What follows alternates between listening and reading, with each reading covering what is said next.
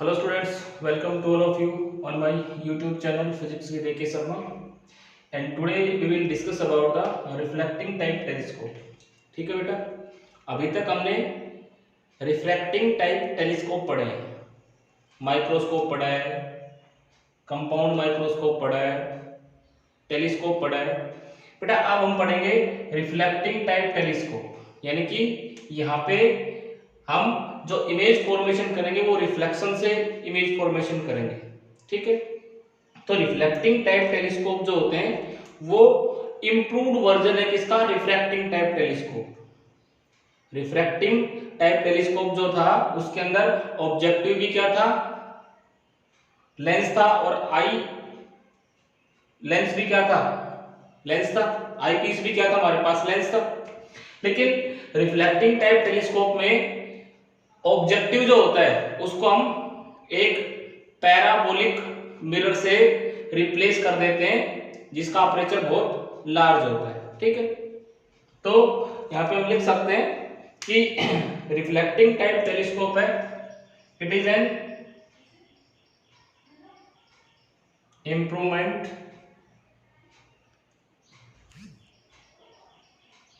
और refracting type telescope, refracting type telescope. ठीक है, जो रिफ्लेक्टिंग टाइप टेलीस्कोप होते हैं वो एक इंप्रूवमेंट होता है और reflecting type refracting type telescope, इन रिफ्लेक्टिंग टाइप टेलीस्कोप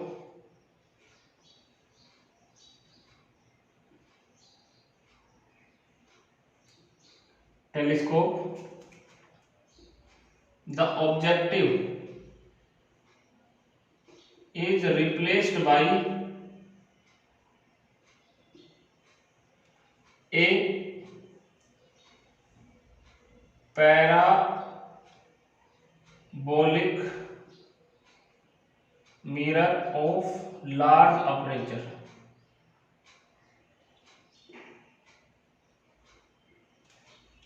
एक लार्ज अपर्चर के पैराबोलिक मिरर से उसको रिप्लेस कर देते हैं। इसको रिप्लेस करने का फायदा ये होता है कि जो रिफ्लेक्टिंग टाइप टेलीस्कोप में इमेज बनती वो बहुत ही ब्राइटर होती है, क्रोमेटिक एब्रिवेशन मिनिमम होता है, और जो हमारे पास एक तो क्रोमेटिक एब्रिवेशन मिनिमम होता है, दूसरा जो हमारे पास स्फेरिकल एब्रिवेशन है वो मिनिमाइज हो जाता है। ठीक है, तो यहाँ पे this is reflecting type telescope, और reflecting type telescope initially design by reflecting type telescope initially design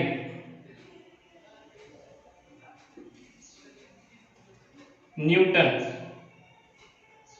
and improved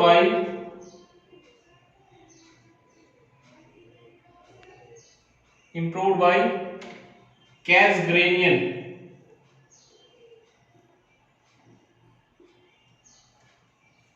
time to time.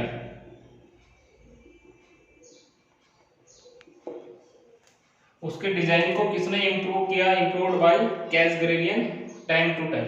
ठीक है, इनिशियली ये किसका कॉन्सेप्ट था, न्यूटन का कॉन्सेप्ट था, न्यूटन ने डिजाइन किया था, और उसको इंप्रूव किसने किया था, कैसग्रेनियन। ठीक है, तो सबसे पहले हम देखते हैं कैसग्रेनियन टाइप टेलीस्कोप। ठीक है, तो सबसे पहले हम कैसग्रेनियन, तो मैं इसको मिटा रहा हूं बेटा।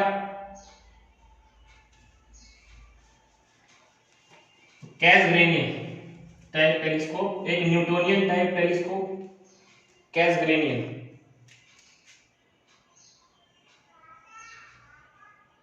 Cassegrainian type telescope. ठीक है, दो डिजाइन थे कैसग्रेनियन टाइप टेलीस्कोप। तो कैसग्रेनियन टाइप टेलीस्कोप था, उसके अंदर एक लार्ज पैराबोलिक कॉनकेव मिरर था जिसके बीच में एक होल था, इस तरह से। और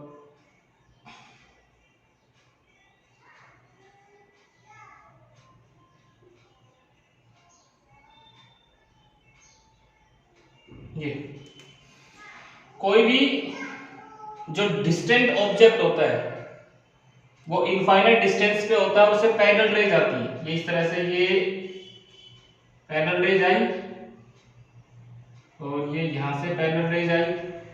जब ये इसके ऊपर टकराती है तो यहाँ पे एक और मिरर लगा होता है, this is convex mirror. Convex mirror ये इसके ऊपर टकराती है, यहाँ से ये इनको रिफ्लेक्ट कर देता है ये कॉनकेव मिरर, और ये यहाँ पे टकराती है। ये फोकस पे मिलने से पहले यहाँ पे टकराएंगी और टकरा के फिर दोबारा ये इनको रिफ्लेक्ट कर देगा, और रिफ्लेक्ट होके ये एक आई पीस के सामने मिलती है इस तरह से।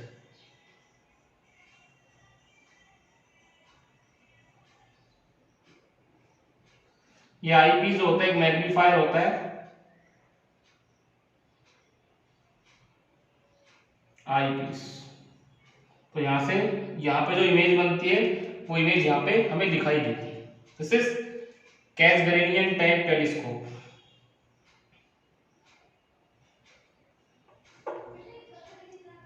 टाइप टेलीस्कोप, ठीक है बेटा। तो यहाँ पे हम लिख सकते हैं it consist of A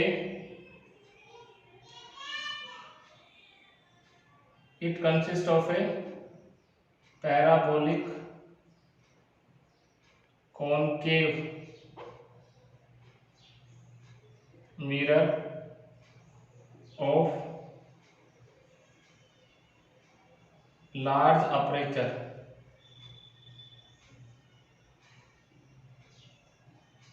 having a hole in the middle। ठीक है, बीच में एक हॉल होता है। So the parallel rays coming from the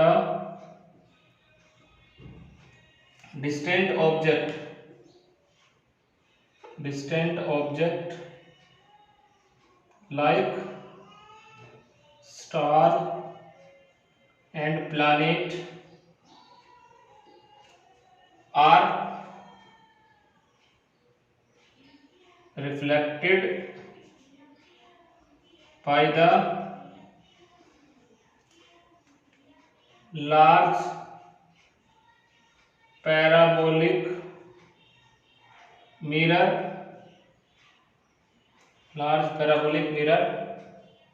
ठीक है।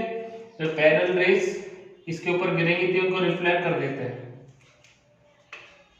On a convex mirror.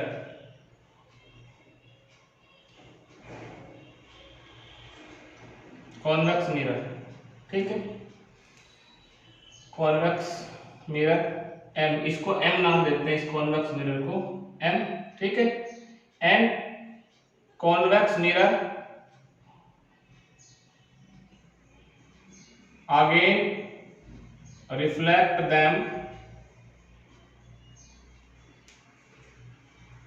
in front of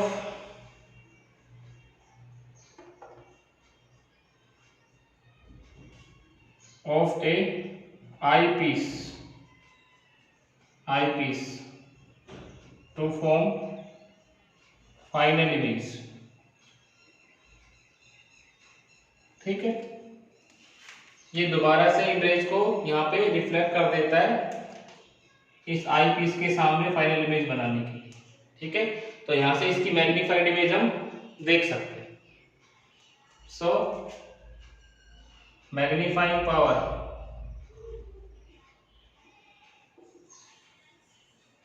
of telescope, तो m इज इक्वल टू क्या, F नॉट बाई एफ ही था, यही था ना। तो हमने इसको क्या कर दिया, एफ नॉट को r/2 से रिप्लेस कर दिया, तो r/2/ft हो जाएगा। r क्या है, aperture of radius of curvature of parabolic mirror, radius of curvature of parabolic mirror, ठीक है। Where r is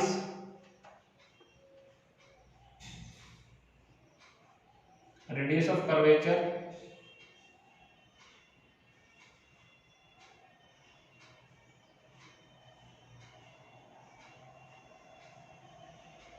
parabolic concave mirror, concave mirror, ठीक है। तो दिस इज कैसग्रेनियन टाइप टेलीस्कोप बेटा। किसी भी डिस्टेंट ऑब्जेक्ट से जब पैरेलल रे जाएंगी और जब इस कॉनकेव मिरर के ऊपर गिरती हैं तो ये उन रेज को एक कॉन्वेक्स मिरर पे रिफ्लेक्ट कर देता है। कॉन्वेक्स मिरर दोबारा से उनको रिफ्लेक्ट करके एक इमेज बनाता है in front of eyepiece, ठीक है। और आई पीस से हम फाइनल इमेज देख सकते हैं, ठीक है। तो ये हमारे पास कैसग्रेनियन टाइप टेलीस्कोप हो गया।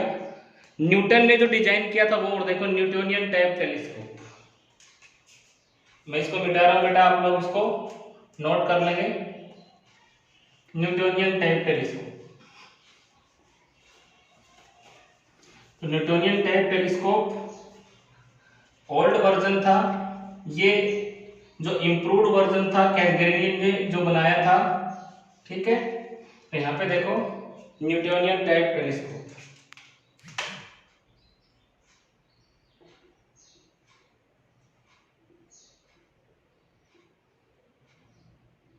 ये दोनों ही रिफ्लेक्टिंग टाइप टेलीस्कोप है, न्यूटोनियन और कैसग्रेनियन। तो इसमें क्या है, एक लार्ज पैराबोलिक मिरर होता है इस तरह से, ठीक है। ये इस तरह से पैराबोलॉइड मिरर होता है, और कोई भी जो डिस्टेंट ऑब्जेक्ट है उससे पैरेलल रेज आती है इस तरह से। ये पैरेलल रेज जब इसके ऊपर टकराती हैं, दिस इज प्रिंसिपल एक्सिस,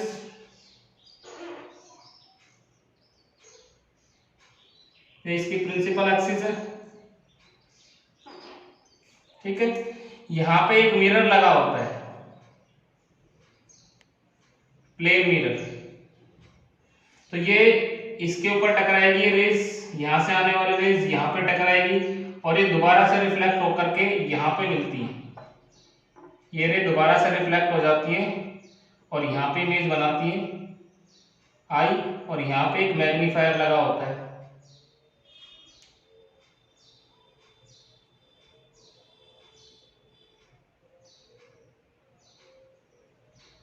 ये जो एंगल होता है this is 45 degree, plane mirror,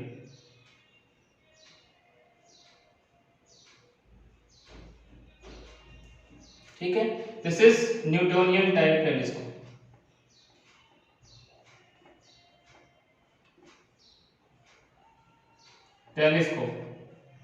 ठीक है। तो न्यूटोनियन टाइप टेलीस्कोप में क्या होता है कि इसमें एक पैराबोलॉइड मिरर होता है, तो जैसे पैरेलल रेज इसके ऊपर गिरती हैं तो ये उनको एक प्लेन मिरर के ऊपर रिफ्लेक्ट कर देता है, जो इसकी प्रिंसिपल एक्सिस के साथ कितने एंगल पे इंक्लाइंड होता है, 45 डिग्री पे। ये प्लेन मिरर दोबारा से इनको रिफ्लेक्ट कर देता है और एक फाइनल इमेज बनाता है in front of eyepiece. Eyepiece एक मैग्नीफायर होता है और हमें उस ऑब्जेक्ट की फाइनल इमेज यहाँ पे दिखाई देती है, ठीक है। तो यहाँ पे लिख सकते हैं the parallel rays coming from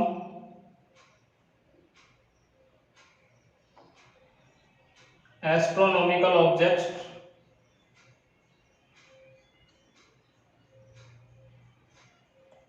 are reflected by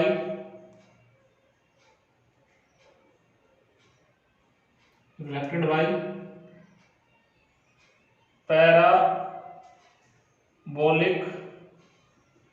mirror on mirror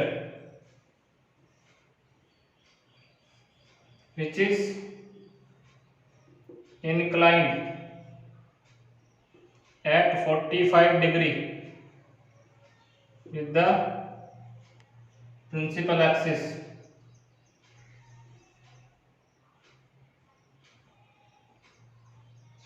of parabolic concave mirror, ठीक है। And plane mirror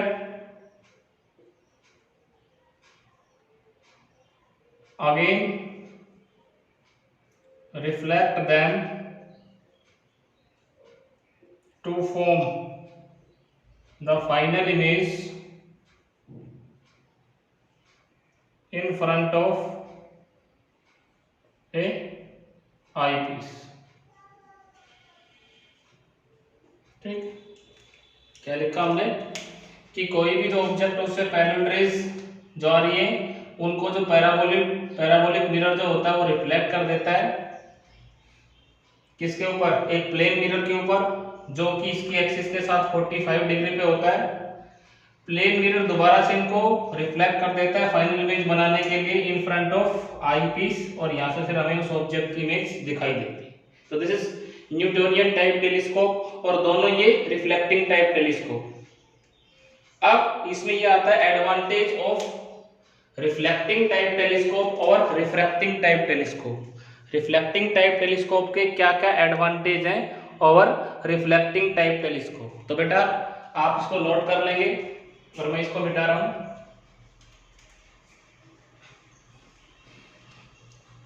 reflecting type telescope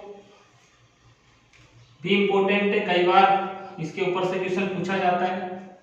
यहाँ पे हम लिख सकते हैं एडवांटेजेस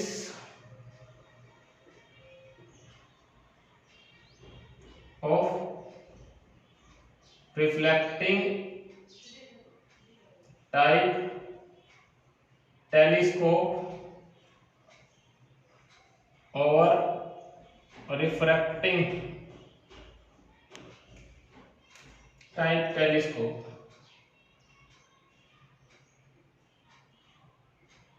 क्या क्या एडवांटेज हैं रिफ्लेक्टिंग टाइप टेलीस्कोप के और refracting type telescope. Most important है, ये पूछा जाता है क्वेश्चन एग्जाम में। तो फर्स्ट है, अगर ऑब्जेक्टिव हमारा पैराबोलिक मिरर है तो उसमें कोई भी क्रोमेटिक एब्रिवेशन नहीं होता।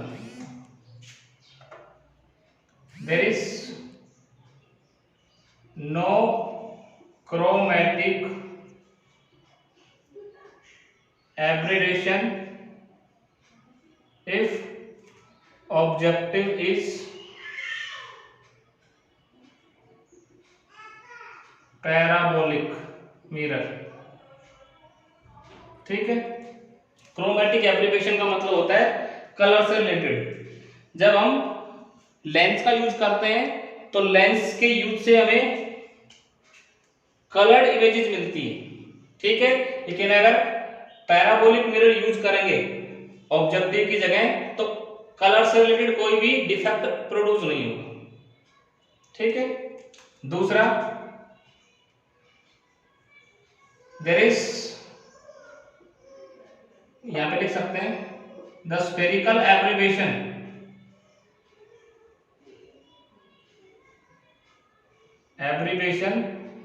is reduced by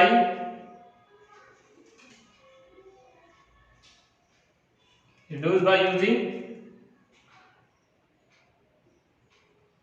paraboloid mirror of large aperture।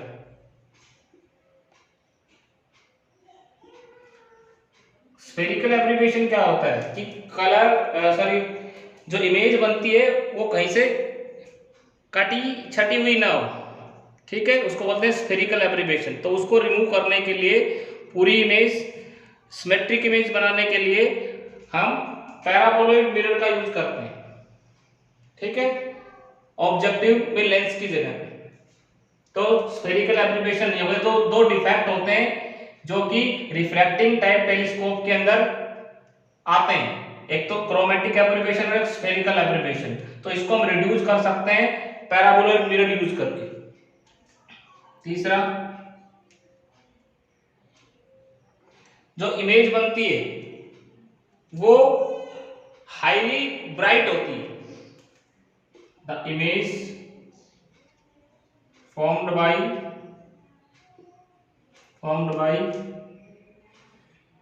reflecting type telescope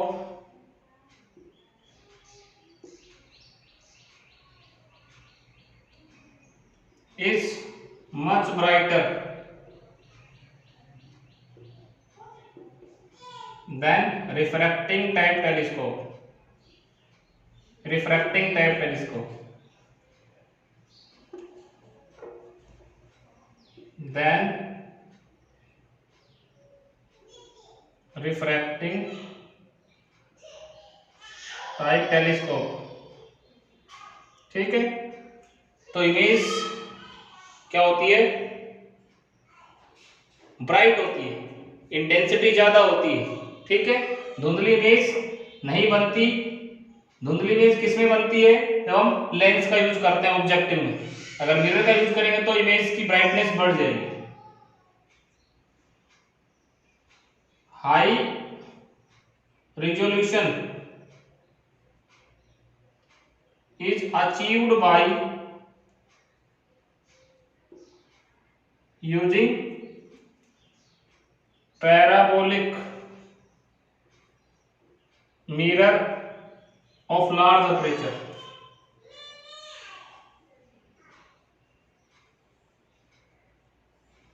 high resolution achieve कर सकते हैं लार्ज अपर्चर का पैराबोलिक मिरर यूज करके।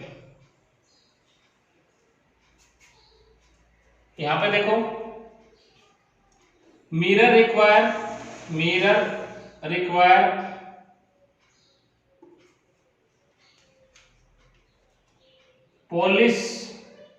Polishing and grinding only from one side. यानी कि मिरर को प्रिपेयर करना आसान होता है और लेंस में दोनों तरफ पॉलिशिंग और ग्राइंडिंग चाहिए। मिरर के केस में दोनों तरफ पॉलिशिंग और ग्राइंडिंग चाहिए। ठीक है, लास्ट देखो बेटा, mirror require less mechanical support. Mirror require less mechanical